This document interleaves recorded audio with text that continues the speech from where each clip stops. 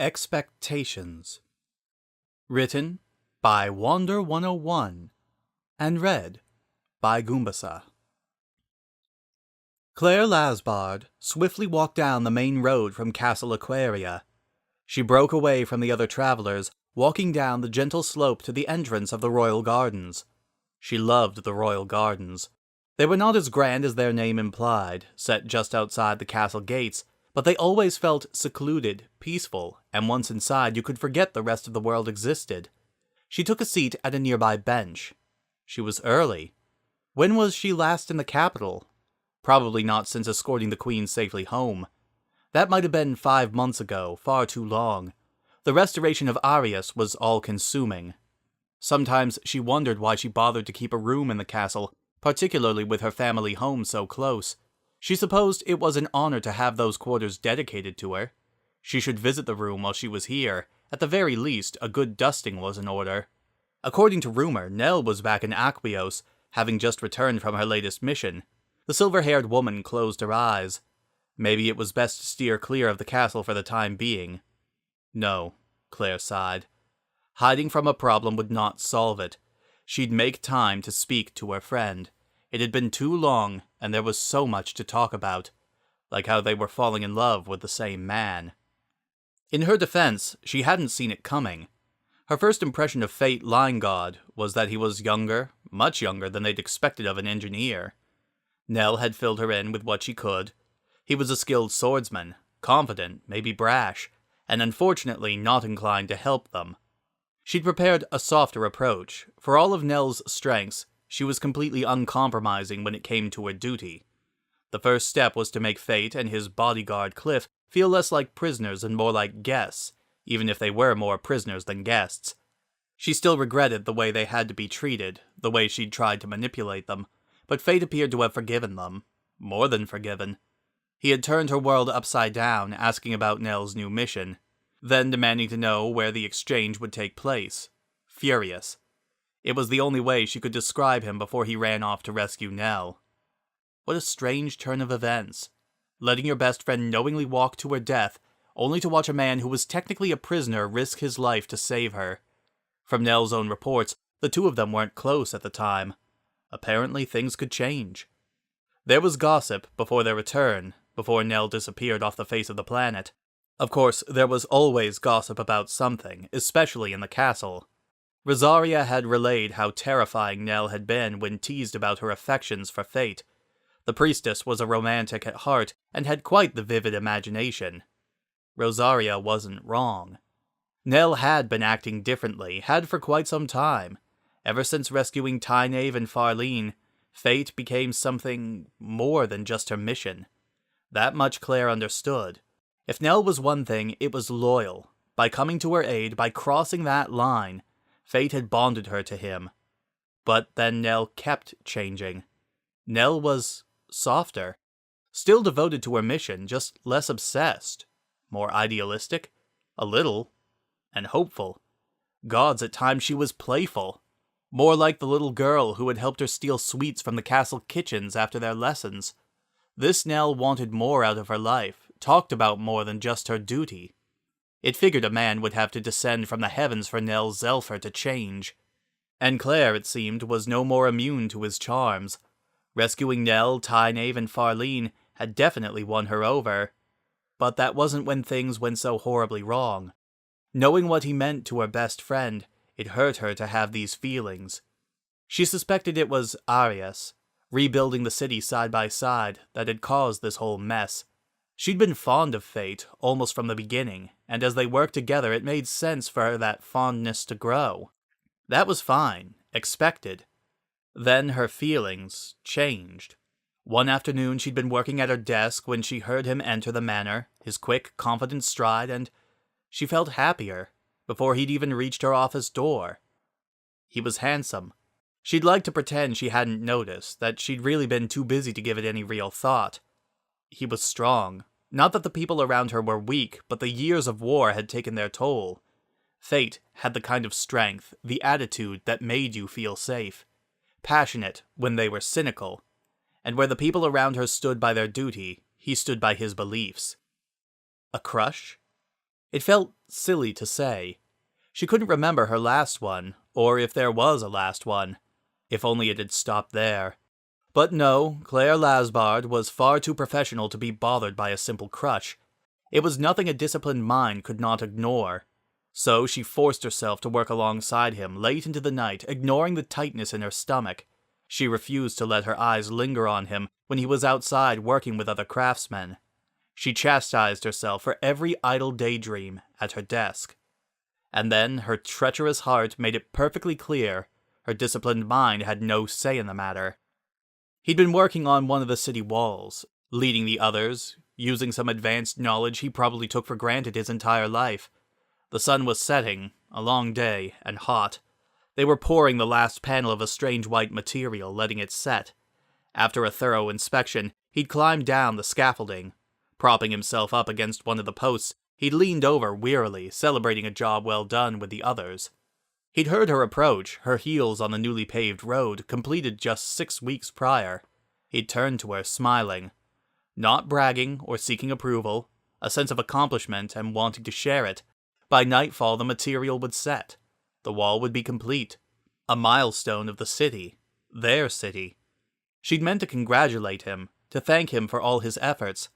That would have been normal. His knowledge had made so much possible. His efforts working alongside the others each day had made them happen. She'd stepped closer to him and said nothing. Instead, they stood silently, basking in the moment together, watching the sun slip beyond the horizon.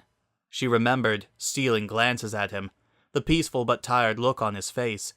She'd reached out, brushing away the strands of hair that fell over his green eyes.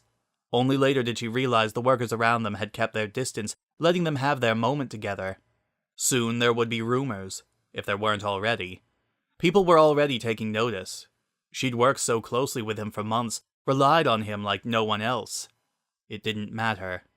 After that, she'd taken to walking the perimeter of the city every few days, speaking to the workers.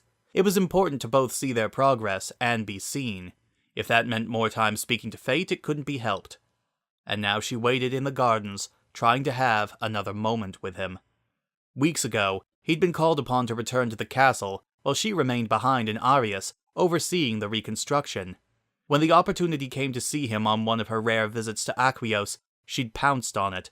She'd asked to speak with him, to talk about work.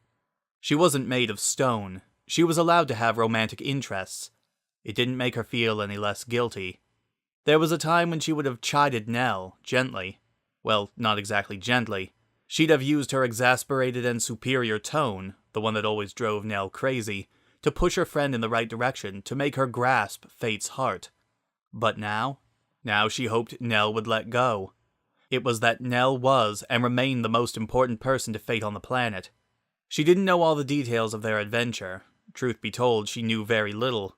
Nell had kept so much of it secret. Her friend must have had her reasons. She knew Nell had nearly been killed coming to his aid. Nell had downplayed the incident, but one night she had asked fate, and the far-off look in his eyes spoke volumes. Everything about their relationship, meeting in the middle of a war, risking their lives for each other, being pulled apart by their different worlds, and somehow ending up together despite all odds. It sounded like an epic romance. Nell left her world behind to follow fate into the stars. Fate left the stars behind to follow Nell home. And now 4 months passed since they had returned to her world. Since returning from facing an enemy the likes of which she can't imagine. What in the God's name was Nell waiting for? Some part of her wondered, hoped. If Nell wasn't going to make a move, why didn't she step aside? But Nell absolutely would not step aside. Claire knew her friend well, and she suspected Nell's hesitance was not by design. Nell Zelfer was not shy, usually, but Nell had never felt like this before, never been in love before. Her feelings for fate and the power they had over her. Nell was nervous, perhaps scared, and uncertain how to proceed. So, Nell was moving cautiously. There was no rush. Fate had chosen to remain here on Elicor. The war was over, and if their world wasn't safe, it was a little safer. But Nell had made one glaring miscalculation. Claire could not know what their life was like traveling among the stars. She didn't know that while on Elicor, Nell was never far from Fate's side. All he saw of their world, he saw with her. But that was no longer the case. Since her return, Nell had thrown herself back into her duty, micromanaging her very capable staff. And while Nell took on trivial assignments, refusing to delegate even the smallest of tasks, Fate had not been idle. When not working in Lady Elena's research department, he worked tirelessly with her in Arius. He was making a life for himself on Ellicor, forming bonds and making friendships. Claire heard the whispers from the women in her division. Fate had many desirable qualities. Some, like herself, made excuses to interact with him. Nell didn't realize the threat to her position, didn't see all her potential rivals. Her best friend first among them. Claire glanced at the main road. Fate, normally so conspicuous about being on time, was running late. She didn't mind. There was a lot to work through. Nell's feelings, Fate's feelings, and her own doubts. Then there were her father's actions. It wasn't the first time he'd pestered her to find a husband, but to do so crudely, offering her hand like a cheap carnival prize, and to Fate. The silver-haired woman clenched her fists, felt the heat rising on her face, grateful for the privacy of the gardens. Embarrassment didn't do it justice. By the way, are you seeing that girl, Nivelle's daughter, Nell? As stubborn, reckless, and insensitive as her father was, even he had picked up on the undeniable bond between Fate and Nell. He was not alone in thinking Fate had stayed on Ellicor for Nell, and Claire was so convinced that was closer to the mark than either Fate or Nell wanted to admit. Her father was right about one other thing. She wouldn't say no. Claire had only just managed to compose herself when she heard him jogging up the main road. Catching sight of her, a relieved smile spread across his face. He quickly apologized. The magistrate detained him. Lascelles. That explained a lot, his late arrival and the tension still radiating off of him. He asked if she'd been waiting long. She had. She said she hadn't.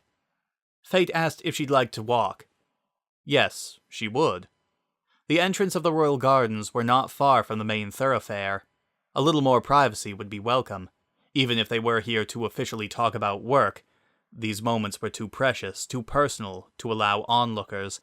She loved the gardens, and can't imagine a better way to spend the day than touring them with Fate. So they walked, and as they walked, the tension slowly rolled off of him. He was happy to see her. He said so, openly and without hesitation. He asked about the reconstruction, how it's fared in his absence, and assured her he will be leaving shortly to assist them.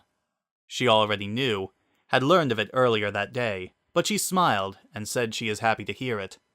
Absorbed in their conversation, the other patrons went unnoticed. Some simply cut through the gardens to reach the castle. Others came seeking solace of their own. More than a few watched them curiously as they passed. Fate commented on being worried about her, that she was pushing herself too hard. His tone was light, but there was real concern there. It warmed her. He had witnessed her tendency to work late into the night firsthand. When it came to Arius, he had seen her at her worst and done his best to help her through it. She thinks it might have been his strength of will and unwavering support that doomed her to this path. Fate jokes about protecting her. She pretended to be offended. She was, after all, a skilled warrior in her own right. She told him as much. He paused, thoughtfully, as if not sure if he should believe her. She swatted his arm playfully. The thought of Fate protecting her, of wanting to protect her, was pleasing. She crossed her arms with a soft huff and walked away from him. She stopped before long, sitting at the nearest bench. There's an art to letting him catch her. He took the space next to her, leaving most of the bench empty. He lifted his head, staring into the leaves of the massive trees, casting them in darkness. We could have gardens like this in Arius. She would love that. The smile he gave her suggested he knew. They discussed the possibility and where the project would fall in the seemingly endless list of work to be done. It was too easy for her to be around him, to let the hours slip by. And they did, the hours. They slipped traitorously by. She had other duties to attend to. They both did. But she enjoyed this too much. If sleep healed the body, perhaps good company healed the soul. It had been weeks since Lady Elena requested his help and drew him away from Arius, from her. When the talk of work finally waned, she asked a more personal question. He'd been asked many times why he stayed on Ellicor. She'd heard all his answers more than once. It was a beautiful world to make a fresh start. There were people who meant a lot to him. He could make a difference here. All good answers, all long practiced. She had always wondered where he disappeared to after asking for sanctuary. She asked him innocently, both out of curiosity and to prolong their time together. It was a simple question with a not-so-simple answer, but fate shared it with her, and her heart ached for him. The battle had not gone well for his people, yet many survived, many worlds survived. They lived on many worlds. His father was gone, but his mother and something of his old life remained. He had planned to spend a month seeking answers, preparing for his new life on Ellicor, and saying goodbye. Most had not approved of his choice. Some tried to talk him out of it, to return to the Federation, but he couldn't go back. That world was forever lost to him. He described forces that she didn't know or completely understand, but one thing was clear from the way he spoke. He needed this, to talk about it. It was cathartic. She gripped both of his hands, stared into his troubled green eyes, and the world came spilling out of him. The nature of his powers, his fear of being seen as a weapon, of being used. He confided in her, and she drank it up greedily. She felt selfish and superior. They were secrets he had trusted only to her. A part of her whispered that Nell need only ask. But Nell had never asked, when she so easily could, when the burden weighed on him so heavily. With that thought, her resolve hardened. She was quick to act, to reinforce this new closeness, assure him that he can always talk to her. She released one of his hands, held fast with the other, and traced her fingers along his jaw. He closed his eyes and took a shaky breath. When he opened them, he looked tired, but his eyes were clear. His voice was soft, little more than a whisper, and he thanked her, confirming how badly he needed to talk to someone. It was growing late, later than either had planned. As they made their way out of the gardens, he asked her where she was headed. She was due in the castle for another meeting. He was expected in the fabrication room. She noted Lady Elena was probably growing impatient at his absence. His lips quirked upwards slightly, but his green eyes were laughing. They walked back together, wrapped in a very comfortable silence. It was Nell's choice to proceed so slowly with fate, to put him at the bottom of her list of priorities. But Nell's claim on fate was not absolute. If her friend's indecision had left room in his heart for someone else, Claire would not make the same mistake. She would seize the ground and fight to defend it. The decision made, she felt a burden lifted. She never noticed a second pair of green eyes, narrowed in fury, watching their every move. The end.